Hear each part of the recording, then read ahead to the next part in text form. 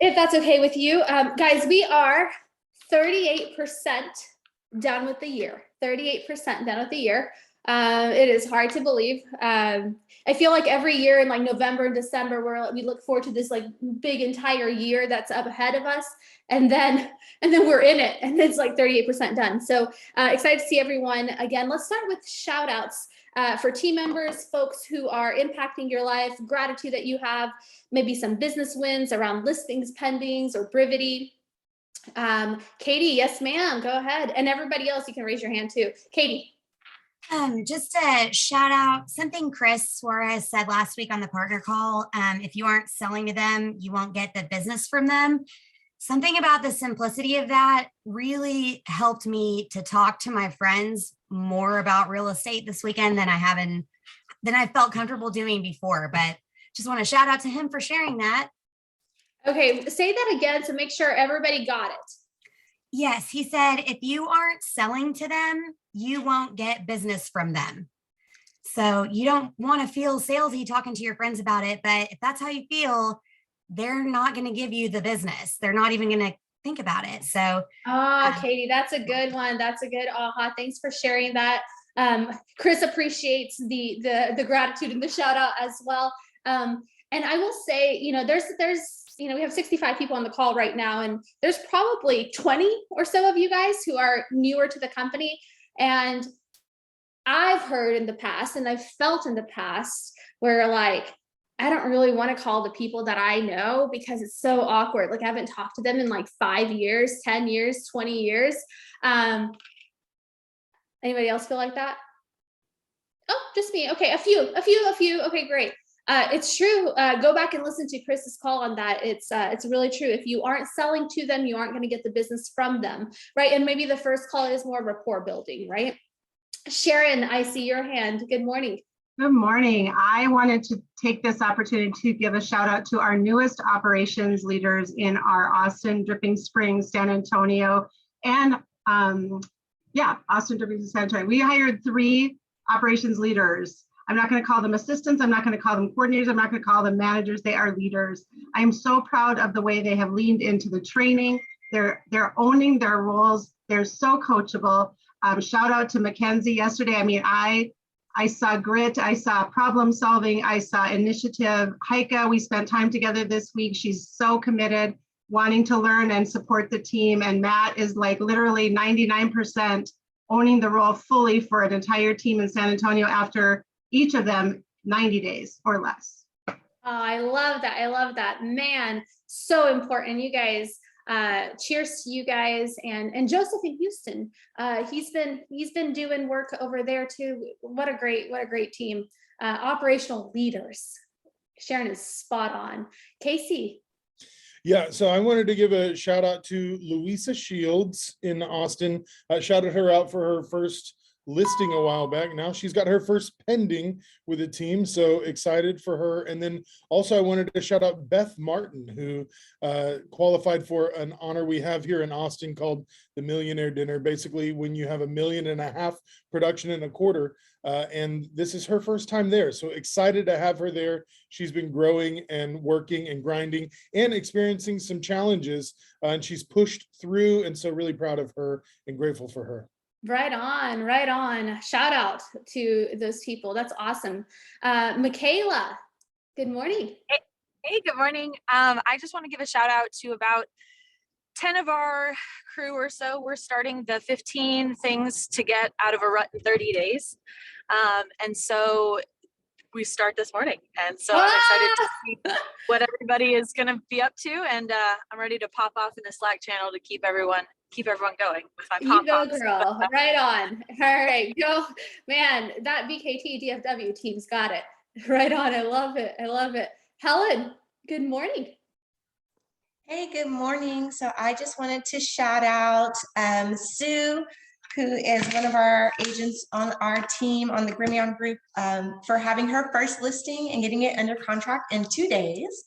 And then Carrie White, who had 2 closings this week. One was for one of her listings and one was for buyer clients that she had And I wanted to give a shout out to our new, I love what she said, operational leader, Mr. Donnie. I'm so grateful that we have him. We only have one gentleman, so now we have two. And so like This is Mr. so Richards great. not by himself anymore in the sea of estrogen. So Oh, yes, we got to balance that out.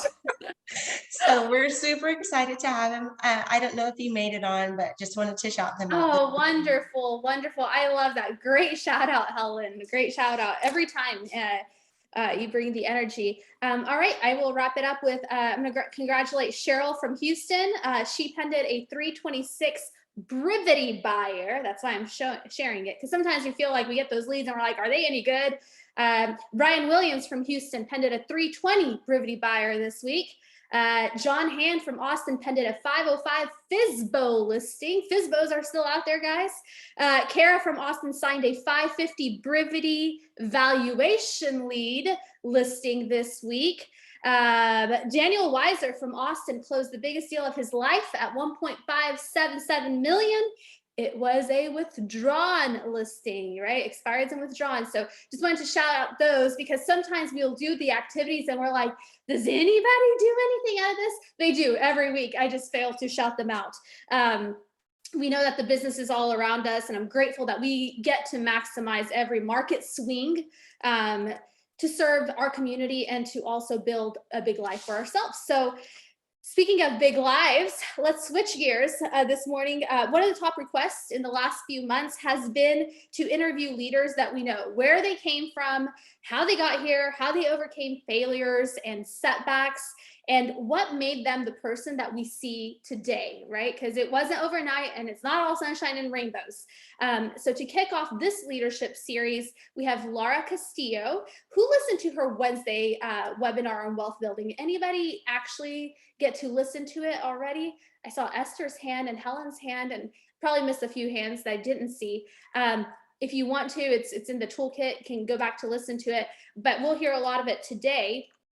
Laura, I'm going to find you on my screen, and while I do, thank you for agreeing to do this with us this morning, and Right. definitely to be like vulnerable and all the things it takes to talk about how you got here, right? Because it's one thing to talk about like when you're here in this moment and like this is who I am today, feels really good, and then talking about like all the rest of the stuff, that's the stuff we don't talk about every day. So give us the bullet points real quick, like where do you live, what's your role, what other businesses outside of real estate do you have, and how many properties do you own? And then we'll go backwards, but I want everybody to get a baseline of why we're talking to you today.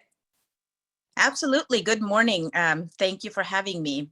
Just want to make sure everybody can hear me. My phone has been having some audio issues. You look good and you sound good. Okay, good deal.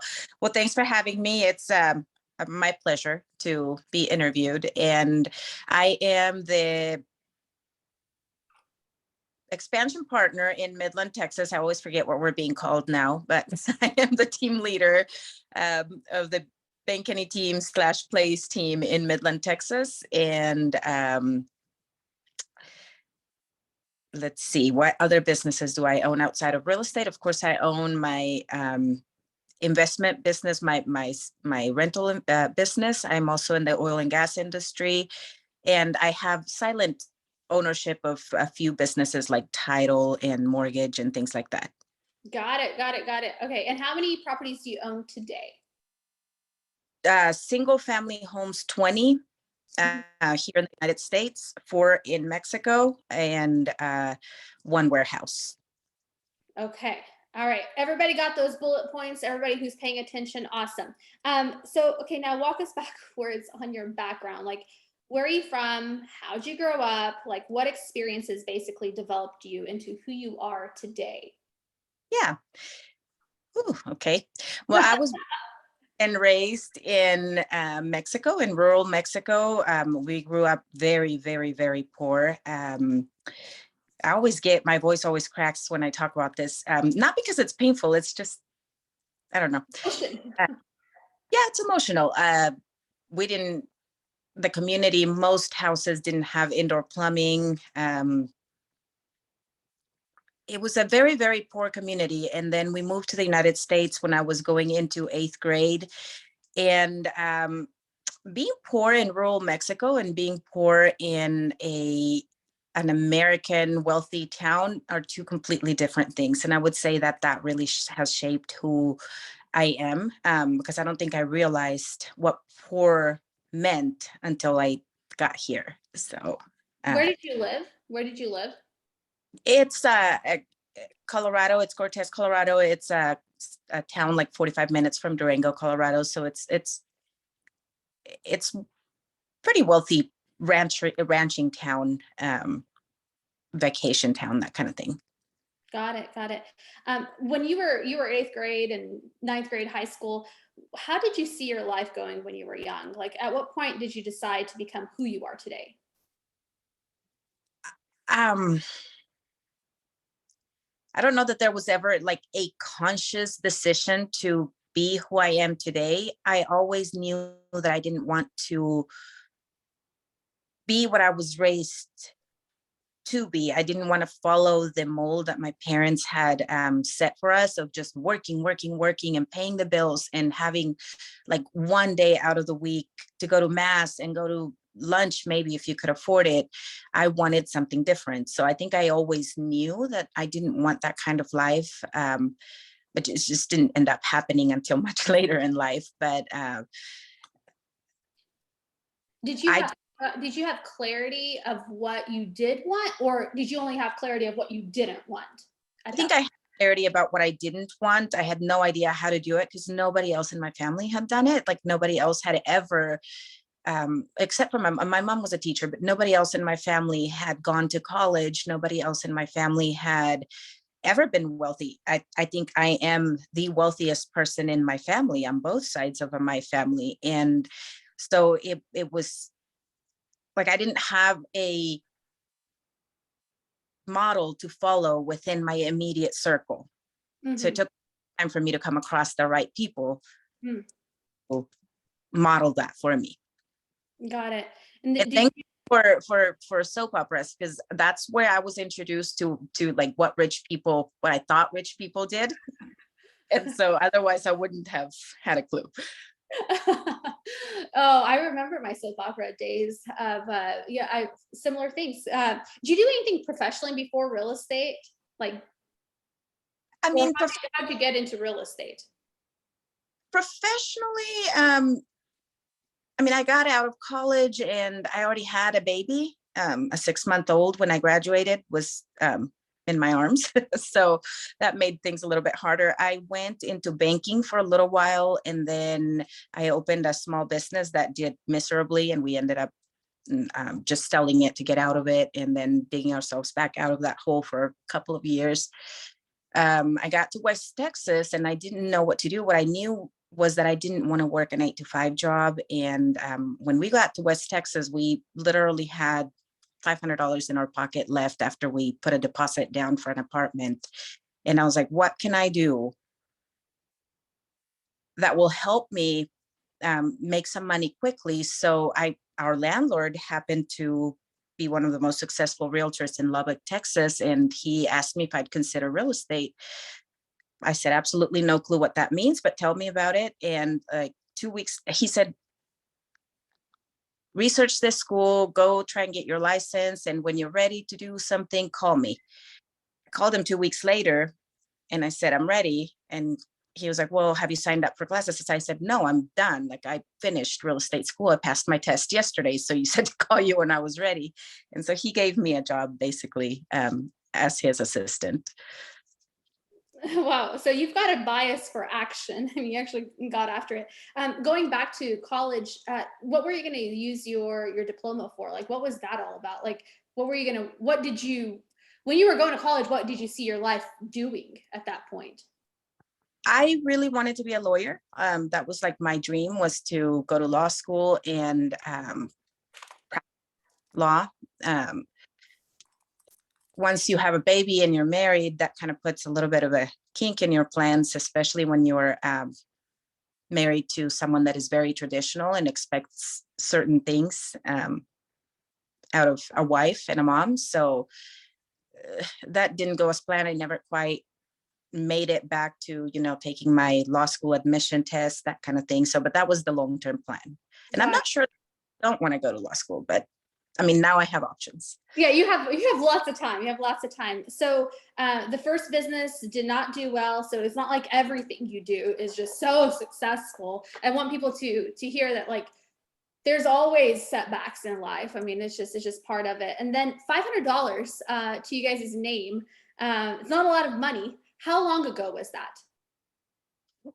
Let's see, my son is going to be 16 this year. He was 3 at the time. So that would have been 13 years ago. Okay, so not that long, right? So $500 to today is 13 years. I love that. I love that. I mean, it was $500 in cash that we had that we could use, but we were in debt like $500,000 in bad debt, not good debt. Wow. How'd you pay that back, by the way? Or what did you have to do? How long did it take you to get out of that hole, I guess? We both worked really, really hard. We both had like different jobs, but it basically took us just a little bit over a year to get out of those obligations. Some of it was tax due to the business. Some of it was, debt that we were able to pay off once we were able to sell that business that wasn't doing great. But overall about a year and a half. But that was our main focus. Like, there was nothing we did. We didn't go out. We didn't spend money on drinking. We didn't do absolutely anything that wasn't paying our rent so we could stay in our apartment and feeding our son and paying off that. Yeah, I actually, it sounds very bizarre to think of that as a model, but when you're in debt, right, and you really have a goal to actually be out of debt, because once you're out of debt, like, your world opens up, like, the stress levels are different when you're out of debt. And if that looks like, I got food to eat, I got shelter, and I pay off my debt, like, that's the fastest way to get out of debt. You can have the 10-year plan, you can have the 1-year plan. It's totally up to you. So I love that. Fails, barriers, letdowns, anything that you've experienced, how did you overcome some of those? Or was it just sunshine and rainbows for you from there on out? I don't think it's rainbows and sunshine now. So but I've changed my frame of reference. I don't see a lot of things as a failure anymore. So I could talk to you about a lot of barriers that I've had as I've gone through life, but failure to me is so final. I think you only fail when you are unwilling to get up from that, to restart. And so I've stopped calling certain stages in my life failures, because they were lessons, or they were barriers, or they were obstacles that I had to overcome. Let's see.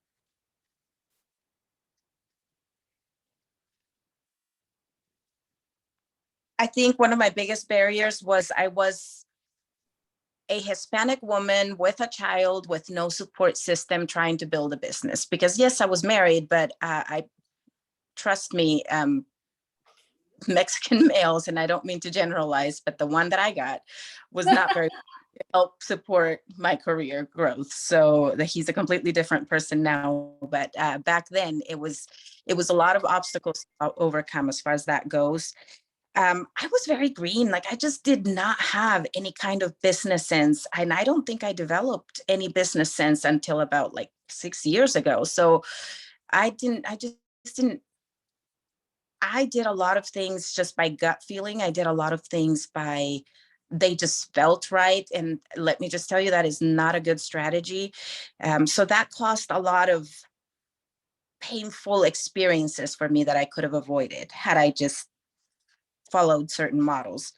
I'm trying to think of specific instances. I failed miserably my first attempt at real estate. I actually ended up going back and getting a job between, let's see, I got my license in 2008, and in 2010, I went back to banking for a little while and realized this isn't for me. I can't be clocking in and out. That's not how my brain functions.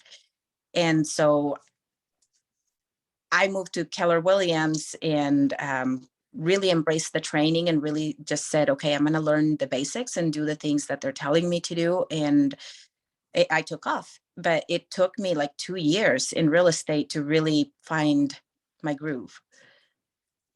Was it that you didn't have training before, or was it you weren't open to training, or was it a combination? I think it was a combination. I was at a brokerage, a very traditional brokerage where there was hardly any training. I mean, there was basically a cubicle and a phone and figure it out. There wasn't a lot of, here's what you do, here's what you say, there was none of that. And so I did fail miserably, and I could not afford to be self-employed, not be bringing any income when we were trying to pay off debt and when we were trying to just survive. Building a business from a place of survival mode, from a place of like financial stress, is so much harder. So that's why I'm so big on pushing people to have reserves when they start in real estate, because it adds an additional layer of stress that prevents you from moving, or at least it. Yeah, no, it's a real thing. So over the years, like what core competencies do you feel like you had developed to build this kind of life that you live today? And I know it's not all sunshine and rainbows today, but it's better than, you know, $500,000 in debt. So what is it that you had to master? What did you have to become competent in?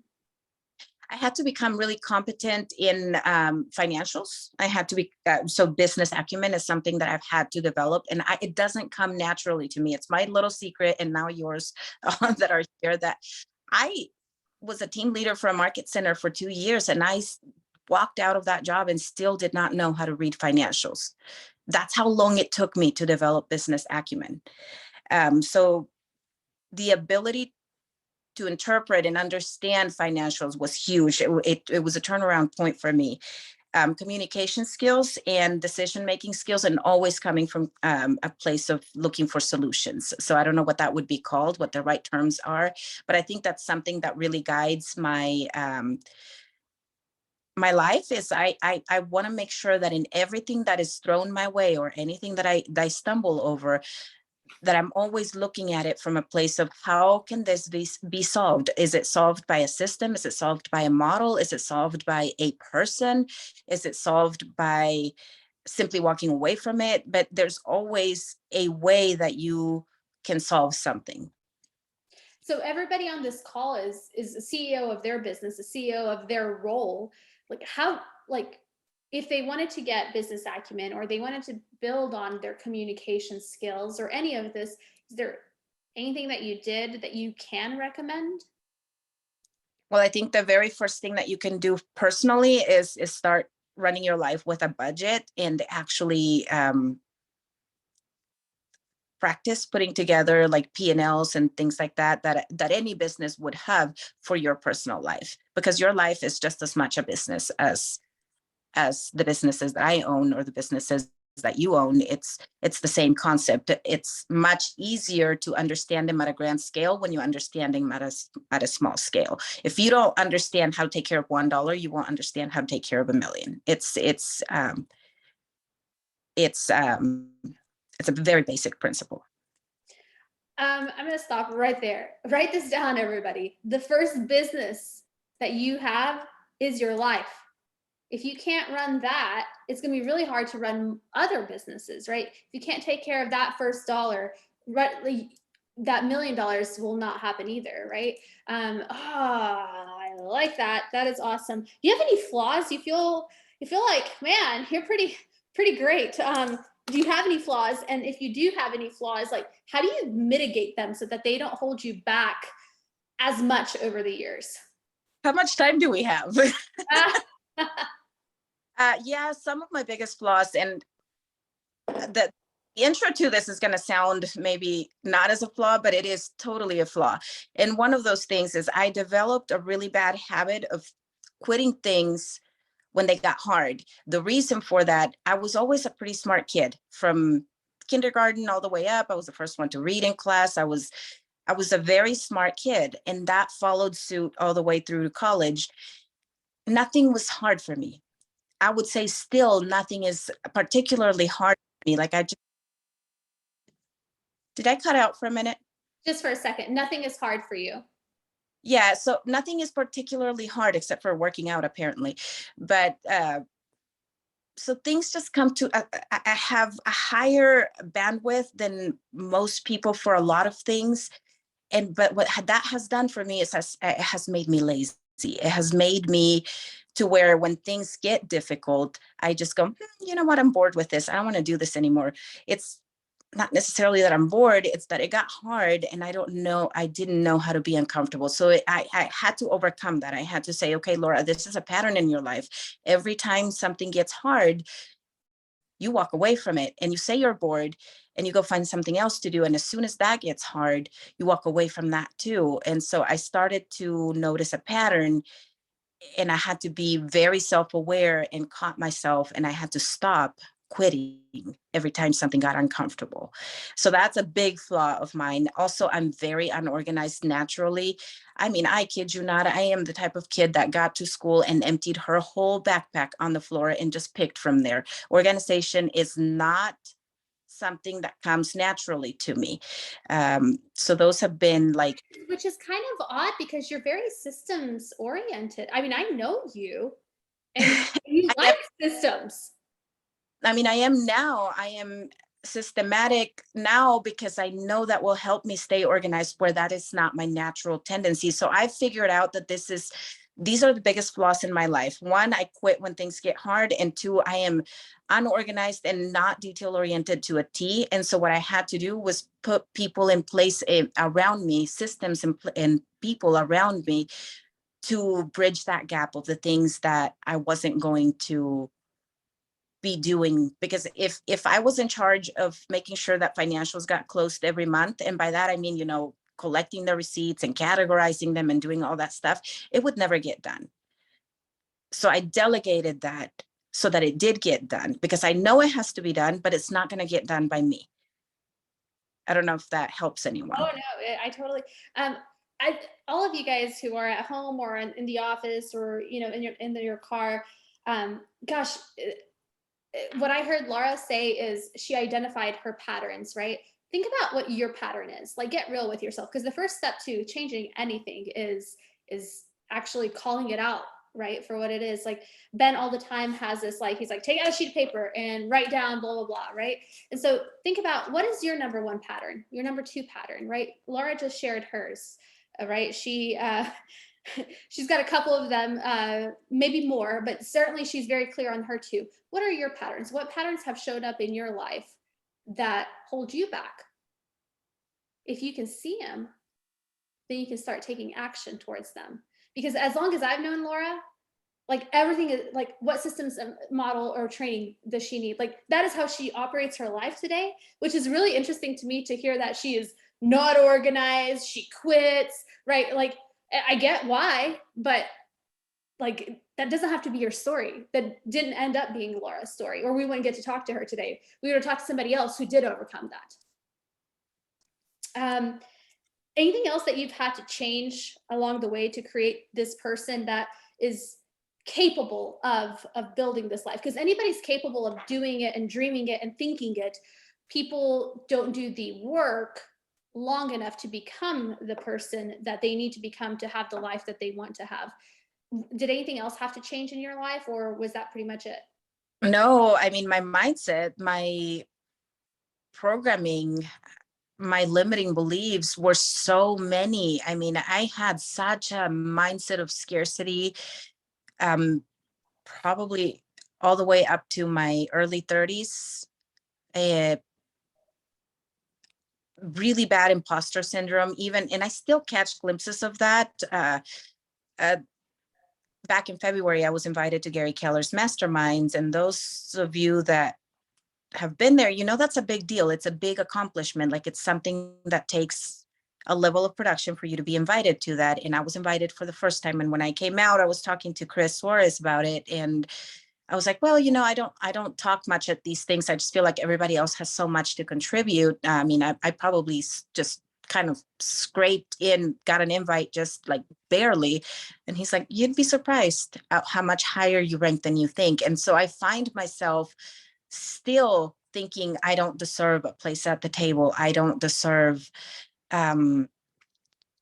or that I don't have as much to contribute to people just because of where I come from, or because, I don't know. I mean, I've sat at tables where people are talking a big game about their finances and their investments and all of this. I'm like, I'm doing better than you, and why am I not sharing? And so that has been something that I've had to change drastically, and just be okay being heard, and being okay claiming my spot at the table in different places.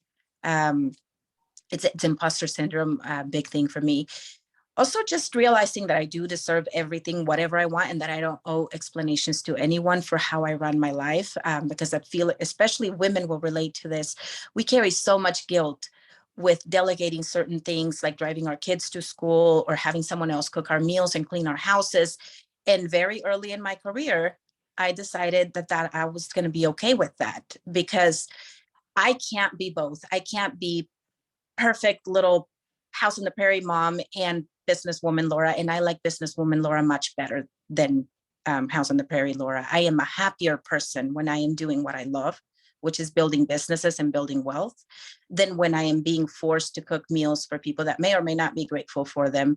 And I'm being probably cold about this, but you have to be unapologetic about wanting certain things. There's a fine line between entitlement of I deserve a seat at that table, and earning a seat at that table, but not feeling like you really earned it, like you barely got in. Wow, so how, like, I guess ultimately, like, you talked about systems and models and people to overcome some of these programs that we all have. You might not have Laura's, but you have your own set of programming. Do you work with anyone for that, or how do you read books?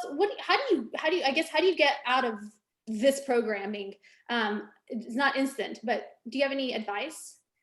Yeah, I attend anything that I can. There are a few things that are very important to me. One is my mindset. So I read constantly things that help me with my mindset. And it could be something on self-development, like just learning to communicate better. I just finished Simply Said, highly recommended for everyone out there.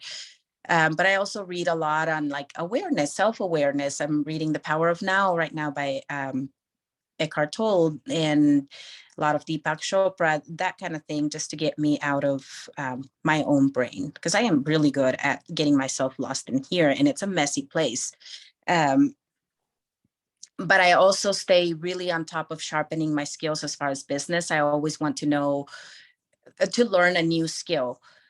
Just yesterday, I was talking to all the top team leaders across the place systems and asking them, what are you doing? What does your organizational chart look like? I need to poke holes in mine. What are your TC administrative tasks look like? I want to compare and contrast. So I'm always looking to better what I think I'm already good at, because there's always something you can improve and make more efficient. When you think about where you are today and where you want your life to go, like, do you have any goals for the next few years? How do you see yourself going from the Laura of today to hit the goals of Laura of tomorrow? What does that look like? Yeah, so my biggest and most clear goal is that I'm going to own 50 single family homes by the time I'm 45. I have 8 years left, so I broke it down. That comes down to 1 property per quarter from here until I'm 45 to get to that goal. And in order to do that, I need to make a lot of money. So everything else just kind of follows on that. I've built my plan on the fact that I'm going to need to buy roughly $250,000 properties for the next 8 years, every 3 months. And so my income needs to reflect that. I need to be able to make enough money every quarter for that down payment. Okay, so go ahead. Sorry. I'm very like numbers driven. If you break it down to me to like a simple chunk of thing I can work on, everything becomes possible. So if you say, let's see, 30 houses in the next 8 years, and I have at this much price, then I know that I need about $50,000-$60,000 every quarter for my down payment. So I know what my income needs to look like. And remember, if you guys were in my interview the other day, I only invest purposefully, like 30% of what I make. So you can do math backwards. It sounds like a lot of our like business plans and economic models, right? What you're doing is you're reverse engineering for your personal life, personal investments, not just like you're like, okay, great. So if I want to have $50,000 of down payment every quarter, right? And insert your number, whatever, this is the Laura of 13 years later. What's the Laura of year 1, year 2, year 3, year 5, wherever everyone is in their chapter, right? Because we never compare our insides to somebody else's outsides. We look at, okay, what is our race? What is our goal? And reverse engineer that, right? Laura, this is at her point in her life. This is what it takes to go to the next level. I love that. I know achievements are something that we all want to shout out and high five on, but who we become in the process is really what defines us. Like, I guess when you achieve all these things, who do you actually want to become? I want to be the kind of woman that empowers everyone that I come across to find their brilliance, to break whatever cycles they've been living in, whether it's poverty, whether it's abuse, whether it's, I don't know, complacency. Just break your cycles and find your brilliance. I want to empower people to find that and to be unapologetically who they want to be and to know that they can have it if they choose to. But they have to decide. And so that's the kind of woman I want to be. Freedom is a big value for me. I want to be able to work because I want to, not because I have to. I love that. When you're tactfully doing this, tactically, maybe tactfully as well, but tactically, what do you look for in an investment? Tactful is not it. No, I know, Laura. I mean, you work on that. What do you look for in an investment? Like, what are the signs of a good investment or a bad investment when you're looking at it? So the very first filter, there's several filters that a property goes through. Let's say someone calls me from the team and says, hey, here's a property that I think would be a good investment. Very first filter is, would it meet that 1-to-1 ratio? Meaning if it sells for 100,000, could I get at least $1,000 worth of rent? If it doesn't pass that first one, I don't know that I want to spend that much more time analyzing it. So that's my very first filter. And then it's easy to get out of if I find myself in a financial emergency. So it has to be in a good location, has to have high demand. And once I get into the deal, into analyzing the deal, it has to cash flow positively at least $300 to $500 for me to be able to take that on, because otherwise I don't have a way to build reserves in that account for that property. And it gives me the opportunity to build my own equity, meaning I bought the crappiest house on the block. And if I put some lipstick on it, it immediately appreciates, $20, $30, $40,000. So those are the kind of the filters that I put my properties through immediately. Okay, I wrote down that one. That's the immediate filter. I wrote down 1-to-1 ratio, easy to get out of, so it's in a good location, a $300 to $500 cash flow from it, an opportunity to build equity means you're not buying the prettiest house, you're buying something that needs a little bit of love and care, so that you have equity built in on top of just appreciation. Would you say that? Did we get that? Everybody get that? Where are you buying? Where are you finding any of these? Where are you going to start to look, or where have you been looking? Because we're not doing it in Austin. I can tell you that ain't happening. So I kind of ran out of deals in Midland, even though every now and then they come up, but most of my investments are in Midland. I have one in New Mexico. I have 2 in Lubbock and 2 in Waco. I really like that corridor of like San Antonio to Austin. That whole corridor is doing really, really well. We could have a whole conversation about why that is, with people being displaced from the main cities. But those areas are great to go into. do you ever leverage your investments for new acquisitions, or how does that work? Yes, all the time. So I won't ever, I try to keep enough cash in my account that if, within reason, because I'm not a millionaire, well, I don't have millions of dollars just sitting in the bank. Within reason, I try to keep enough cash that if a deal came up, I could jump on it. But immediately after closing, I will leverage that. I will get as much of my cash back so that I can continue to invest, because I don't want to have all my cash tied up. Properties appreciate, interest is relatively cheap. And so it doesn't make sense to not have your cash available to put into something else. What I hear you say is at the age that you are, it doesn't make sense to be wealthy on paper only. You need to leverage the equity of those properties to buy more properties. And then there will be a day where you won't be interested in doing that anymore. And it'll just be, you'll be wealthy on paper and you'll have things paid off, and that's great. But today you do need to leverage the cash that you have as equity in those properties. Do you have any rules around that or anything like that? Yeah, I don't ever over leverage. So meaning I don't ever take out more than like 70% of my equity, because again, I want to find myself in a position that if I needed to sell, I could do that quickly and easily. Security is important to me, because when you grow up, sometimes not having food, you need to be able to access your cash fast in order to feel good. And so security is important to me. I need to be able to turn at any given point in time any of those properties into cash. I am really, really good at selling real estate. So I know single family housing I invest in. Is it hard to give low offers? Like, do you ever have to give low offers? And do you ever feel unethical about it, perhaps? Or what's your mindset around, like, somebody's got a property and you're not going to offer them 200, you're going to offer them 170. Do you ever feel bad about it? Like any of that stuff? No, because I'm really upfront with them. Hey, I'm interested in buying your house. I'm an investor. I can offer you this. If you put it on the open house, on the open market, it might be able to get you this, but you're going to have to worry about repairs. You're going to have to worry about this. So if you just want an easy deal, get in, get out, I can make that happen, but it's not going to net you top dollar. So sometimes people just want easy. They just want to get out. We bought 4 houses in the same subdivision a couple of years ago, and like well below market value. And people were actually coming to us. They were like, our houses are too far gone for us we don't have the cash to fix them. Would you take them? And so that's how we ended up buying 4 of them.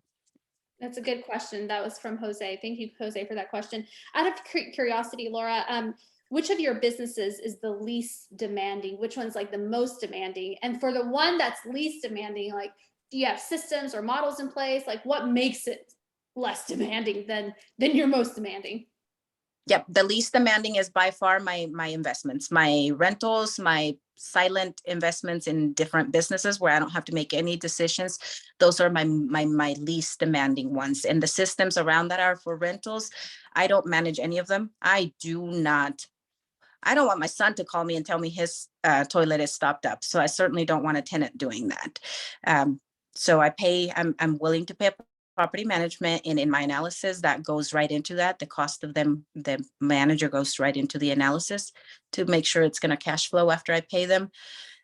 So that's one of my biggest systems. And then I always give the market keys to one of the realtors in my office when again, I want to buy my time back. I don't want to, this is an investment. I don't want to have to work so hard for it to go around. So I have a team around me that just makes it work. That makes sense. How do you view partnership then? What do you look for when you are partnering with anybody? Yeah, I only have 3 partnerships right now. One is with Ben, and one is with one of my really, really good friends. I told the story of how she and I got into business at Build How. The main things I look for in a partner mechanically or technically is they don't need the money. They don't need to take any of the money out of the rentals to live. I won't partner with someone that is wanting to take out the cash flow every month because I want money to build up in those accounts. Number 2 is they need to be solution-based also. They need to be people that just flow and look for solutions. I will not partner with someone I don't like. Being happy in my life is very important. And I stopped spending time with people I don't like. So if I'm in business with you, or if I partnered with you, it's because I like you. That's big. And also my big no is pettiness. I don't do business with petty people. There you go. When you're thinking about cash flowing, are you adjusting your down payment? Or is it the standard 20% down on deals? Like, how are you getting the cash flow? The deal has to cash flow at 20%. Because if it doesn't cash flow at 20%, it doesn't matter really. If I'm playing to make it work, at some point I'm going to get myself in trouble. So it needs to work at 20%. If I put more into that, then that's on me, and that's a gold star for me. But it needs to cash flow at 20% for me. Got it. And Giselle asked if you were starting from day one today, and you were wanting to buy your first investment property, maybe, what's your best advice for anyone getting started investing? A couple of things. First, make sure that you have plenty of money for the down payment, even if you are not going to use all of it. And two, have your personal finances in order. I talked about this during the last interview. It looks a lot better when you show up to the bank to ask for a loan if they already see you as someone who has their finances in order, versus if they say, well, can we have your P&L? What is that? That doesn't look great. Banks are all about risk. The less of a risk you can make yourself to look like, the better. So start now by running your business with P&Ls, balance sheets, just like you would if you owned a big business. Even if you think you're just an agent, you're still running a business. So run financials for it. And guys, like, just so you guys know, like, there are bookkeepers that will do this for a couple $100s. This isn't something that's expensive to do. Like, you can look like you got your life together fairly easily. I love that. And Laura, who are the people that you look up to, and why? Nobody tell Ben, but I really look up to Chris Suarez because he lives the kind of life that I want to live. He doesn't sacrifice his experiences, the love, the experiences with his family, the fact that he integrates work with life. That's something that I really, really want to build for myself. He's one of the top people that I look up to right now. And then, oddly enough, as much as I complain about my upbringing and the programming, my parents, because they really, in spite of the fact that we grew up extremely poor and with not a lot of opportunity, they did a great job of not instilling in me a mindset of poverty long term. So I didn't feel like I was poor until I got to the US. And I think that's on them. They did a great job of shielding us from that. I love that. We will definitely not tell Ben. And Chris is Ben. Yeah, no, I gotcha. I would say that the Chris calls on Friday, you guys, if you're not on them, and we probably have about half the people in this room actually on the Chris call. So just so you know, he is that impactful. Like, I rarely miss Chris's Friday calls. It's kind of, it just gets me right back on track every week. Are there people that you want to impact, or who do you want to impact? Well, of course, my immediate family, my son. I want to set him up for success. If he wants it, he may not want it, but if he wants it, I want to set him up for success. I want to make sure that my parents are taken care of, and that my brother and my sister have opportunity if they choose it, because I've learned that I can't want things for people. So if they want it and they come to me, I want to make sure I impact their lives, but also just anyone that is looking to change their life. Anyone that is looking to, I have a soft spot for women. I talked about this at Build How. I want to make sure that women know they can have everything, that they deserve a seat at the table just as much as any man out there does. And I think part of my personal mission is to empower women, to make sure that they're not dependent on anyone. But I love that. People will hear you talk, and you sound very put together. And you sound like you have a vision for your life. If someone was struggling with their big why, or struggling with envisioning their personal success, what advice would you give them? One of the things I had to be really transparent with myself about is the fact that I still don't feel like I've figured out my big why. And if I was going to wait to start building until that was clear, I may never start.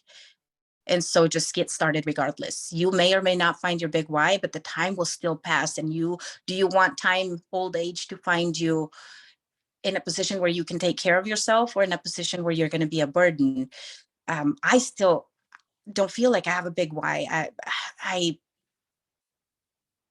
It's just, you can't wait for that to be crystal clear. I would have loved to be that person that from the day they were born, they said, I want to be a surgeon, and that is my passion and my mission in life. That is not how my life has been. I still don't know what the hell I want to do with my life. But I know what I don't want. And I know I don't want to be a burden to society when I'm older. I know I want to make sure that my people are taken care of. And that should, so I guess to answer that question is, don't wait until that's crystal clear, because it may never be. Oh man, that's really good. Just everyone can see step 1 and step 2. You might not see the whole staircase, and that's okay. Laura doesn't even see the whole staircase right now. And she's achieved quite a bit with knowing just the next step. I love that. That's a really real answer. Thank you for being that real. If you were able to go back 10 years, Laura, what advice would you have given yourself like 10 years ago? Work harder, smarter also, but just work harder. Energy does go down as you get older, and I wish I would have taken advantage of my prime. And take risks sooner, because the sooner you take risks, the more time you have to correct if you make mistakes. As you get older, it starts to look more scary to make a mistake in an investment, or to make a mistake in a new business, because you don't have as much time to correct it. The sooner you start, the more time you have to correct those mistakes. Oh my gosh, I love that, because we are so blessed to have so many young people on our teams. And I'm talking like all of you people in your 20s. We got some 18 and 19-year-olds as well. I know we do. Wow. Like she just said, start soon. Like if you can, start sooner on anything, right? And she said, work harder, right? So the way you're working today may be the hardest you've ever worked in your life, but like this is the, like your 20s, your early 30s, this is probably as much energy as you're ever going to have. Like maximize that, because I'm telling you, like 35 hit me, and man, I am feeling it. Laura, I don't even know how old you are, but we feel it, right? And 40s and 50s, and your life isn't over past that. But I'm telling you, like what you can do in your 20s, like don't get on that train of entitlement of I deserve me time. Sure, you may deserve it, but it won't get you where you want to go. Well, here's the deal. It's not just about energy. In your 20s, most of us are not going to have kids, are not going to have such adult demands. It's much easier to fail and get up when you don't have like real life breathing down your neck and saying you're failing, you are not providing for your so I would, if I could go back and just kind of put the mirror in front of my 20-year-old self, it would be work your ass off, take risks now, go do the things that you need to do energetically and freedom wise now, so that you can set yourself up for your 30s to coast a little bit more. I hear that. As we're wrapping this up, what challenges do you see, either as a team leader, as a woman leader, what challenges do you see that hold people back? Like what's holding people back from doing what they said they were going to do, that they want to do? Yeah, I would say it's 3 things that I see very clearly. There may be more, but 3 I see very clearly. One is we all want instant gratification. The minute we don't get it, we either turn around, look for something else. We are not willing to be uncomfortable, and we lack confidence. And lack of confidence will prevent you from doing a lot of things. And lack of confidence comes from not knowing your market, comes from not knowing what to say, comes from not knowing the numbers, so you can fix lack of confidence by simply practicing your trade every day. Oh man, instant gratification, unwilling to be uncomfortable, lack of confidence. What I love about this is all solvable. Laura said that's who she is. She's a problem solver. So these are all solvable things for all of us. I want to wrap with you've built a great life. You have a great story. Like what do you see as your guiding principle in your life? Like what guides you? To come from a place of abundance, that there's always more than enough of everything, love, money, opportunity, solutions, etc. There's always an overabundance of everything. I just have to be willing to go out and get it. And then number two is approach everything from a solution-based standpoint. Those of you that know me know, I will always 8 times out of 10 find a solution and a way forward. What I heard through all of this, you guys, was Laura got real clear on ensuring that her mindset matched the goals that she was setting, right? If you know what to do and you're not doing it, it's something up here. It's not anything else, right? She works hard. Like she's worked hard.